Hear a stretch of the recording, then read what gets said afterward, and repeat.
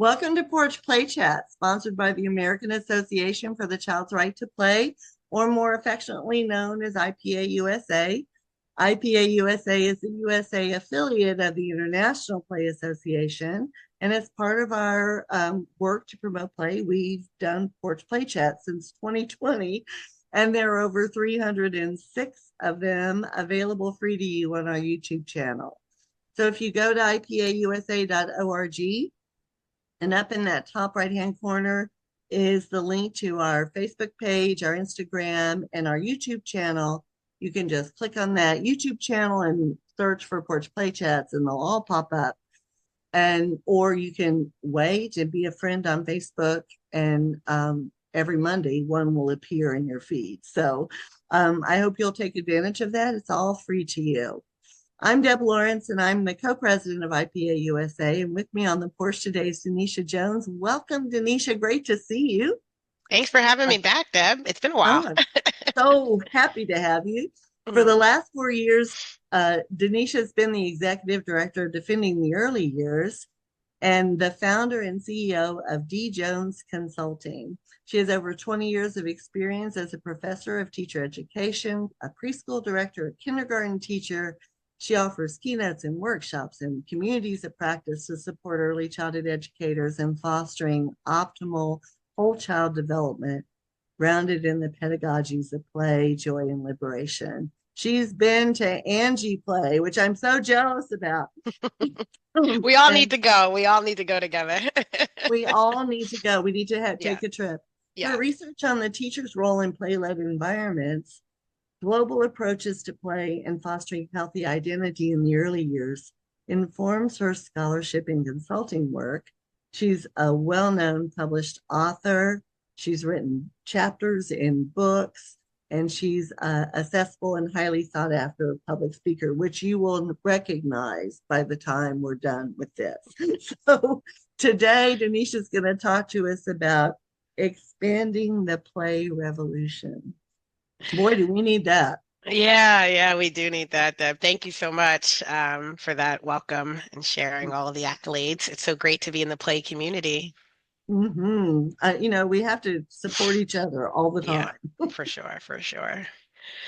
Well, as you mentioned, it's been 4 great years as the executive director of Defending the Early Years. Even before that, I was a co-director and I was director of early childhood organizing. So I've been working with them since 2014 in some capacities. But the past 4 years, we were really fortunate. We have what we call our angel funder, who gave us a huge grant, first for 3 years, and then they extended it for four, which allowed me to be the first full-time executive director and to just do all the work we wanted to do. It was one of those things where it's like, here's the money, do the work, no strings attached. And as you know, in the nonprofit world, that is highly unusual to get that kind of support, right? From someone, Amazing. I mean, literally said, no, we want you to do this. Here's the money, go do it. And I was like, wait, what? Okay, okay, okay. And it's been great, and it's been great. But unfortunately, that kind of funding is hard to sustain. So the grant funding has ended, and they would give us more money, but they can't, right? You give a large amount for 4 years, and you just can't keep giving. And so we made the tough decision to decide to close DEY in this month, the end of June. I'll be spending the next few months helping to wind down the process, like dissolve, and we're archiving the website, and we're sharing all the information and keeping that going for at least 5 years for resources. But honestly, for me, like, 'cause we went back and forth for 2 years on this decision. We knew the grant money was coming to an end and we had to figure out what's coming next. And I thought about a couple things. One was keep DEY going, get a new board, keep going, because the board's retiring as well too, and keep going. And then it was like, yeah, but the outgoing board would have to make decisions that they didn't want to make for the new organization. So then it was like, okay, let's just create a whole new nonprofit, like DEY 2.0, new board. And then, I was realizing one day, I was like, I don't think the nonprofit space is where I want to continue to do this work. So I've been trying to ignite a play revolution since I went to Anji in 2019, right? Like it gets you fired up. Like you are just like, this is going to take over the world. Look at these children. Look at this play. Look at these communities, these environments, these preschools that are just filled with kids playing for hours upon hours, right? And just the most elaborate constructions. It was one of the most really eye-awakening experiences for me. And so I was like, play revolution, let's do it. But I've been confining that play revolution to the nonprofit world. And as a friend reminded me in a meme, the revolution will not be in a charity. Like, we just have to accept there are limitations, right? Charitable work is important. And we think about charitable work as the venue for early child education because we don't have any money and we want to get money. But that's just one avenue. And it's a tough one because grants and all of that stuff and foundations, they don't always allow you to do the work you want to do. I remember I was a researcher on a grant with my colleagues in Pittsburgh, and it's like we spend hours and hours just figuring out how we're going to meet the grant outcomes. Not what we're doing, but how are we going to, right? And it's so frustrating because you're doing good work, but you have to align to the grant outcomes. And we signed up for that, so we knew what we were getting into. But it's just difficult, right? It's difficult. You're either the funding comes with a lot of strings, it's for limited programming, it's not for operational expenses, or you Mhm. have to toe certain ideological lines and goodness, you step outside of that and you say something that annoys the funder or that they don't agree with. Like, we've been, clear on our work that we want to support all children. If that means calling for a ceasefire in war zones, right? Or if it means talking about children and how they're having to deal with ICE and how we can protect children, even children of immigrants and immigrant children themselves, right? Some people are going to be uncomfortable with that kind of narrative, but we were fortunate not to have any pushback because our funder was very much supportive of that.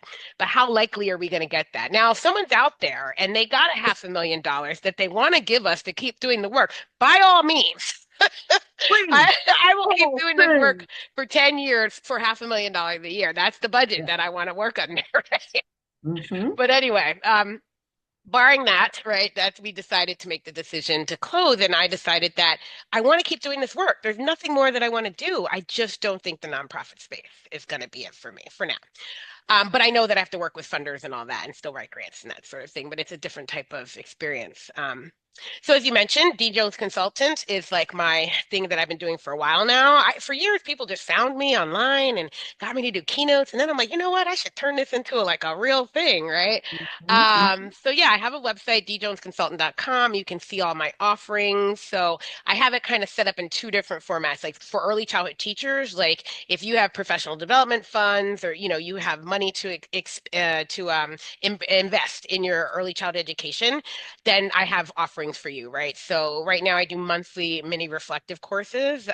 So one of the things is I miss academia and I miss teaching a lot, but I don't miss working for university. So I'm like, how can I give my, I know. What people can what you I do? need? Yeah, it's like I don't want to deal with all the bureaucracy of like, universities, but I want to teach, I want to work with people. So the easiest thing is a mini reflective course, $10. I do a pre-recorded video lesson for about 20, 30 minutes, a reflective workbook, and then I host a hour-long discussion with anyone in the course who wants to come.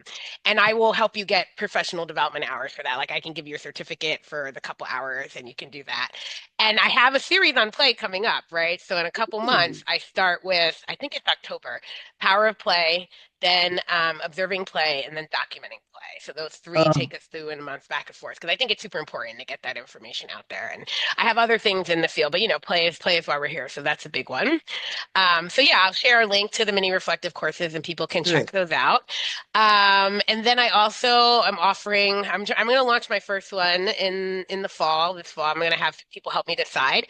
So I've termed them reflective practice immersions and not courses because I don't want it to feel like it's a course. We're going to be immersing ourselves for 3 months in a topic. And so Mhm. I have a couple options and I want people to help me decide. But of course, I have one uncovering the power of play, teacher as researcher, which I talked about in the online fall conference that you did, or was that winter? I Mhm. can't remember when the That conference was was. it. That was in the winter, Into and we're winter. Yes. we're actually re-releasing it Okay, good.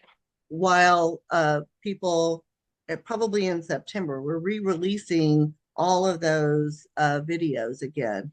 Okay. So because some people won't be able to go to World, and so Mm. uh, we're giving them some professional development while we're gone. Great, great. Well, I did a video for that one. So, I taught research methods courses for graduate students in teacher ed programs where they basically had to conduct an action research study to get their Mhm. master's degree. And I'm like, I never had a lot of early childhood students, unfortunately, in those courses. One, and she actually owned a child care center in her home and did her study on that. And that was fabulous, supporting her on that work. But I made me realize that I want to see more action research studies on play. I want teachers to use play. So typically in action research, there's like an intervention, something that you're changing changing to the curriculum, to the environment, and you're studying the impact of that change by collecting data before, during, and after. And After, yeah. so the work I did in Pittsburgh, the program I work with, they have something called Play Lab, which is just really protected time for play every day, inside or outside. So like maybe an hour inside, an hour outside. And they bring in loose parts, different materials for the kids to experiment with and play with. And then they also do reflection journals. So kids write and draw pictures and write about their play. And so I'm like, what if Play Lab's the intervention? And what if you Mhm. measure the impact that Play Lab has on whatever you're interested, right? That's the beauty of action research. Teachers can study anything they want, right? Like the way the teachers did it in the study I worked on for a year was more deductive, right? They didn't start out with something to study, but as Play Lab went on, they all started focusing on different areas. One teacher was looking at the kids' literacy development from writing in the reflection journals. Another teacher was looking at how they applied mathematical concepts in the play, that she was helping them get in class, but they were getting it more concrete in the play than they were when they were in class. And another teacher said, I've been here for 30 years and I've never seen kids build a community like this. And he knew it had Mhm. to do with Play Lab. So he started looking at their social interactions and how Play Lab was really fostering community. So that's the other way, like start with Play Lab and then come up with these things to focus on. But I'm working with teachers in this immersion to really think about your students. What questions do you have? What do you want to see? And then do Play Lab as an intervention and then see what happens and what follows up. And I think the more data we have on play, I mean, that's what people want. Data, Oh, data, data. I The know, better. data, Yeah. data, data. Yeah. Well, and one of the things I'm thinking about is when you are doing that immersion Hmm. in Play Lab, wouldn't it be great if they did a poster presentation at an IPA USA Oh, conference yes, so absolutely. other people could Yes, see? can see. I would love for them to do. It will all culminate. It has to be virtual until I can get the space, but maybe IPA we can put in and say, hey, how many of you guys can come and present at IPA? But definitely virtual sharing. That's the best part is when you get to tell everyone what you did and what you found and use that Mm, language, right? When you say, 90% of the students showed gains in the, oral language development and initial letter sounds. That's you're the kind like, of day people want. And they're like, what? And you're like, yeah, because of Play Lab, right? We were doing this and we saw it. And so that's one of the immersions. And of course, that's the other two are not connected to play, but just early childhood stuff. There's one on fostering healthy identities because I'm doing that now as a research funded project with a group of teachers in Philly. And so I'd love to offer that to people who are interested. But the play one, I hope that people, but I can only offer one for those 3 months. So I want people in the community to like sign up. Which one are you interested for? And then whichever one gets the most people to sign up, then that's the one we'll go with. Oh, the third one's on oh, advocacy. oh, Because yeah. I've been doing a live series on called Embracing Early Childhood Education Values as Resistance. So I recently co-edited. So the first special issue is out. The second one will be out at the end of the summer for the Global Education Review. They're a Mm, journal up at Mercy College, and the editor, Hal Wasmuth, is an early childhood faculty member at Mercy. And so he edits it and he puts out calls in early childhood spaces for people to do themed issues. And I remember thinking like, we did this for defending the early years for the Summer Institute last year. I think it was last year. No, year before. Yeah, no, last year. It was about embracing early childhood values. We did um, care, truth, and identity. I think those were the three values that we focused on. And so when I wrote out the call, I listed 10 values. And I'm like, this is important, right? Like, childhood is sacred, right? And children, mm. don't need to earn dignity, right? And play is the leading activity of development, or we need to align research and practice. Like these things we all need to guide our work, especially when people are coming at us trying to get us to do things that we know are not right for children, but these curriculum people think are a good idea. Like sit still for Well, 45 minutes and stare at a teacher. And it's like, no. no, that's not how it works. Well, and I Hmm. think the big piece that when I was teaching graduate courses at Westchester University, I did their leadership track. I did the same thing for Champlain in Vermont. And so I did the leadership track. And in the leadership track, there were three courses that were the core of that leadership track. And advocacy was a, a course. The Yeah. whole course Yes. was advocacy. Yeah. And when the state certification changed in what was that, like 2010 or something, Hmm. or six or something, when that changed, they took advocacy out of every graduate. workforce. Mm, And and I mean that's why we have people that are afraid they're going to get in trouble. yeah. Is students in my undergrad classes. Well, Mhm. I know I shouldn't be doing things that harm children because I know I shouldn't be doing that, but what if I have to? And I'm like, Exactly. what if you have to? You don't have to, and you have to learn how to Or, resist, right? Yeah. Yeah. So I argue that you lean into these values. And so I put together a four-part framework for using these values as resistance. So one, name it, be able to name this value, clearly state it, right? Then audit it, audit your environment. What happens when you're aligned with this value and what happens when you're not? And be able to say that clearly, what it feels like when you're being pulled away from this value. And then frame it. What's your elevator speech that you'll give someone real quick about this value and why it's important, right? 2 minutes you got to just talk about it. And then get into your advocacy. And advocacy be as simple as talking to other parents. Because sometimes you got to start with the immediate environment. Other parents sometimes don't know what you know, and you got to advocate to them. And then you might get into, I used to have my students all the time researching that topic and idea, write letters to elected officials. Three of my students got summer jobs with elected officials because they wrote that letter, followed up with them, kept talking with them, got engaged. One of my students started her whole own program because of work she did in one of my classes around advocacy. And she Mhm. launched this micro school now that she's running. And she said that came from that idea I had in your class based on that work you were doing. I went forward and kind of did this, right? So it's really just giving teachers have a voice. It's helping them use it, and for Yeah. me, I spend all my time trying to instill confidence because I feel like early childhood teachers lack confidence because they're kind of regulated as like low person on the totem pole because you're Mhm. teaching babies and infants and toddlers and preschoolers. And so they're not seen seriously in the field of education. Like you need to be teaching high school or content to be taken seriously. And if you're working with young children, so they're not really confident. And I'm like, you are the smartest person in the room when we are talking about early childhood education. And you have to remember, I feel like educated people forget we have responsibility to share that knowledge with others. Everybody's not Mhm. supposed to know about child development. They're not supposed to know what object permanence is. They're not supposed to know what a fine and gross motor development is. That's not their job. It's our job. We got that information and we have to share it with others. And so advocacy builds your confidence because it allows you to take what you know, tell others, inform them, and convince them, right, to do what needs to be done. And so I And think it there's a it difference for in like, yeah, yeah, it empowers you and gives you autonomy to yes, not to feel like you're worthy, yeah. right? Because sometimes I just feel like oh well, we're just babies. You're not babies.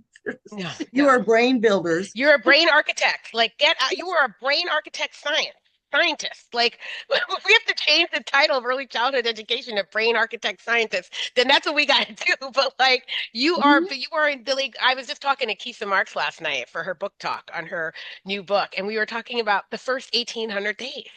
There are about 1,800 days from birth to age 5. They are the most important building blocks in a child's life. You are navigating those first 1,800 days, you and the family. You two together are building. By seven, kids' personalities are pretty much well defined. Who they're going to Mhm. be as an adult is finalized, formalized by the age of 7, barring some huge catastrophe, right? Like you're developing it. So you're so responsible for that. You're responsible for 90% of how a child is going to turn out by the age of 7. And we have to take that seriously, and it's a huge responsibility. But unfortunately, early child teachers are just not given the respect and appreciation and the value. And so they don't advocate when they should, right? And I always say, advocate as a taxpayer. These laws they're Yes. passing, you pay taxes. You have every right to speak up and say, well, actually, as a taxpayer and an early childhood educator, I'm going to tell you This why is that doesn't not the make any right way to sense, go. right? That doesn't make any sense, right? And so we need to hear from more of those folks. So yeah, the advocacy I would love to do. And again, I can do them later, right? We can start with play and move on to advocacy, and then move on to the other one as well too on early identities. But that's the research practice immersions, and so I definitely want to put that out there. And those again for teachers to sign up. I just needed I love a minimum of 5 teachers in it. But if you're a center director or a principal, I do tons of professional development, still offer keynotes, workshops, and these longer communities, right? I really want to get in and work with teachers for 3 months, 6 months, 9 months, doing longer projects so you can build that community and that relationship instead of just coming in for 2 hours. You can listen to to a great keynote, but then what? Like, I always want to follow up with my keynote people. Like, okay, I you heard me know. talk, but what are you doing Yeah. now? What are you doing with it, Yeah, right? and How I've do had a you few apply people reach it? out to me, and I love it. Like this one woman's been emailing me. I met her in California last year, and every now and then she pops up and emails me. I'm like, keep me informed.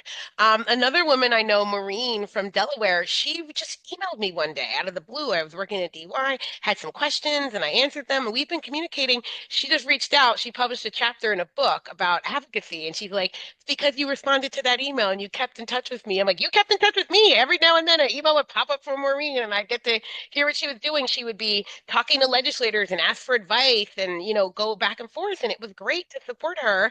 And she's still an educator, but she's also an advocate, right? And so it's important to develop those skills for people. So yeah, I can do that with groups of teachers at schools, at centers, and individual teachers who want it as well too. And so you'll get links for all of that stuff so that you can check it out. But I have this whole new idea that I'm about to put forward. I'm scared, but I'm going This to is do it. what I love. Yeah, This is yeah. what And I so love about Denisha. She has, and she doesn't just have the ideas, she does something with the ideas. I'm trying with this one. So this one I can't take full credit for. So I don't know if you knew Maurice Sykes. He was Oh, an my amazing, love, yes, Maurice. Maurice Yes. was great. He was an amazing early childhood advocate and leader. We had worked together. I don't even know when I first met Maurice, but we were both in DC, and UDC, where he taught, was my alma mater twice. My bachelor's degree and my law degree came from University of the District of Columbia. So we had connections there, but we started, I don't know, we started engaging in somehow, some way, and then I wrote a chapter for his book, Child Care Justice book. And so that's when we really were getting involved a lot back and forth with that chapter. He's been on 2 or 3 summer institutes with DEY. He was a founding national advisor for DEY. So he wasn't he was always a part of the organization from the beginning. So when I found out that he passed away, I was like, wait, what? I looked at the email. The last email in my inbox was Maurice Sykes, and it said, he said he had this idea. He's like, look, I still think a lot about the poor trajectory of play for Black children, and I want to do something about it. What would you think about a Science of Play Institute? Now, at the Oh, moment, I felt bad because I was just going off on someone about the science of reading, and I was like, this is so oh, annoying. yeah. There's Well, no don't science of use reading. that word. So I know. So I came back to Maurice, and I'm like, I don't know about the science of nomenclature, but I'm up for play. I just don't know if it has to be called the science of play. But now that I think about it, he was actually brilliant in that thinking because there is a science of play.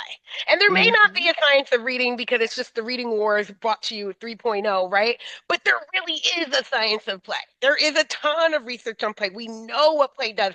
We get play from theories of development like Vygotsky and Piaget from the long time ago till today, right? People are neo-Vygotsians. They're talking about play and engaging currently, right, in this time. So we know there is a science of play. So anyway, that was my last email from Maurice. And so I then went on a mission to find out, was he doing anything with it, because we had never followed up and I didn't know if he was doing anything. And just by happenstance, this is just the weirdest thing ever. Because I reached out to a few people I knew who knew him, like Deb Menkart, Ed Green, few people. Mhm. No one knew about this play thing. They're like, Denisha, we can't help you. We don't know anything. I said, all right, it's not going to happen. So I'm in California at a Los Angeles County Office of Early Ed Institute, and I had spoken, and then Carly Bedard, who I had met before, had given a presentation. So we're sitting afterward at the bar having a drink, and I just tell this story, and she's like, Denisha, I was working with Maurice on that. And I was like, wait, what? So Walter Drew, her mentor, was friends with Mhm. Maurice, and when Maurice told him the idea, he said, why don't you get Carly on this? She's young, she's got the energy. So Carly had been working with Maurice on planning the Science of Play Institute for last summer in DC. Oh, And wow. I heard about that. And I was like, oh my God, this is just, it's Kismet, right? Like that I just randomly told you the story and you were asking. So I went to Defending the Early Years and gave a proposal that they help fund this institute as a tribute to Maurice. And we thought about replacing it before this is before we decided to close. I'd make that our summer institute of the year, but we decided to close. But they did agree to give the funding. So we're launching an inaugural week. And then here's the funny part: we had to change the name. Oh, God. So while we're doing this planning, we're thinking about doing this. He wanted it in DC for DC teachers and administrators, 3-day event and all this. So we're working through these details. And I'm like, you know what? This is what I want to do. I want to do Science of Play Institutes for everyone. This is like a training thing that I would love to do. So I started to think about it and I was like, you should trademark this name. Well, it's already been trademarked. So I found that out the hard way when I looked up in the trademark database and it came up and it was like the same type of work, everything was the same. But they trademarked the words. It's not like a logo or symbol, like they trademarked the phrase, the science of play. So we contacted them and they said, no, if you let other people use your trademark, then you'll lose it, right? Like Right. and the Right. lawyer doesn't know what the marketers plan to do with it, but they're not giving it up. So we rebranded it as the Play Science Institute. So Play Science Institute, we're looking at September because the play, what is it? I see the International Day of It, Play is June 11th, it's the but National Day of Play. National Day of Play is in Yeah. September, right? It's like Mhm. a week or a day, September 18th. So September, yeah. yeah, so It we're ends planning on September 19th. So it goes 19th. from that Monday through that Sunday through Saturday. That's it. Yeah. So that weekend, we're hoping to pull together the first inaugural Play Science Institute in memory of Maurice Sykes in DC for DC early child. It won't be as big as he planned because it's got to be a little smaller, but it's going to be the first. And then I want to keep it going. So that's a marketing thing. That's the thing I want to offer to people. Like I can come in and we can do a whole day. We can do 2 days if depending on the funding. We can do a whole day. Can do a half a day. There's three parts to this initial part. One is the self-active play, the work that Carly does with Walter Drew, like getting people, you got to get into the play spirit. You Mhm. got to play for an hour or two. I love it when I go to Carly's workshops and she Mhm. puts out all the loose parts and I feel like such a kid again. And Mhm. I build these things and I see all these patterns and it's a great thing. So we'll do that. Then we'll look at observing play, like again, how to observe children's play, what to look for, how to really see children's play, make that learning visible because that's so Visible. important, right? And then documenting that play and advocating for that play, like advocating for Mhm. play through that. And so I am looking forward to that. I think it's going to Oh be a my really goodness. interesting thing, and I hope we can get people on board who want to expand the play revolution and do that through play science because there really is a science of play.